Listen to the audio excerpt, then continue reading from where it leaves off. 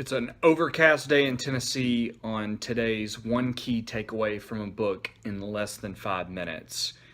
Now, I have paused doing these for a bit because I launched a podcast called Epic Ordinary Lives.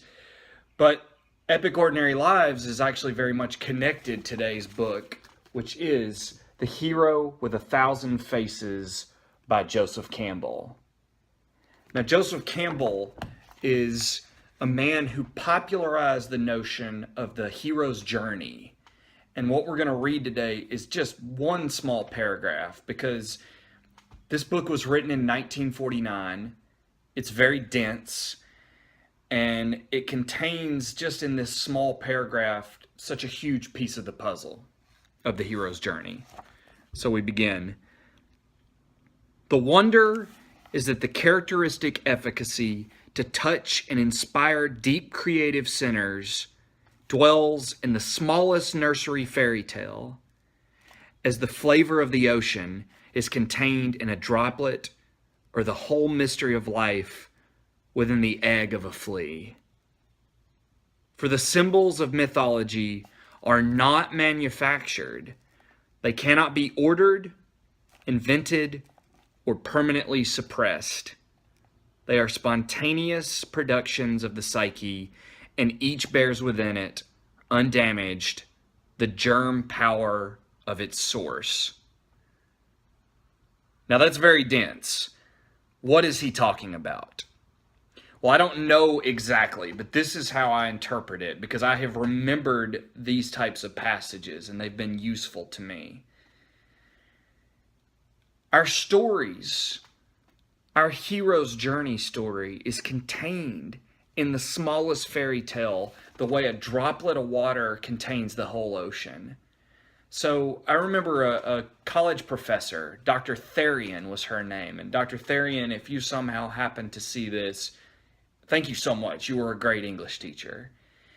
But I remember her telling me in the class that every story, and it seems like she was pointing towards Joseph Campbell's work, every story from the most classic, great work of art that is trumpeted by the critics, everyone, the true classics that hold the test of time, all the way down to I'm not talking any trash about Twilight, but Twilight would be included in this full spectrum, from a Nancy Drew novel all the way to War and Peace.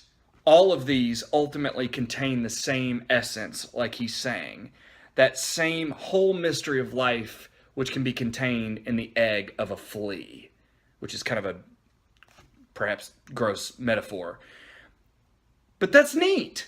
That's interesting. I have remembered that because that means we can gain value and lessons from any source. And the other side of this is that the symbols are not manufactured. They're not created. They cannot be ordered, invented, or permanently suppressed.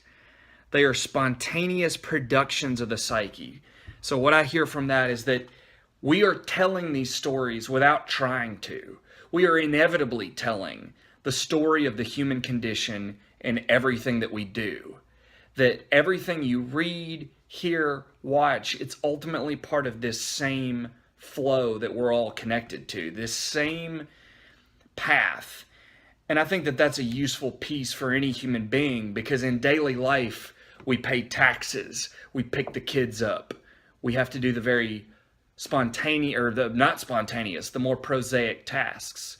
But I think remembering that behind all of that day to day, maybe we really are the heroes that when we were kids, that we dreamt of being. Maybe it doesn't look like what it did as kids in these stories of adventure in the same way. But we're still living a hero's journey right here, right now, with the power of growth, redemption, and the ability to keep on keeping on. So I hope this has been useful. If you want to check out my podcast, it is based around this idea, and it's available on iTunes, Google Play, or going to epicordinarylives.com. Thanks so much.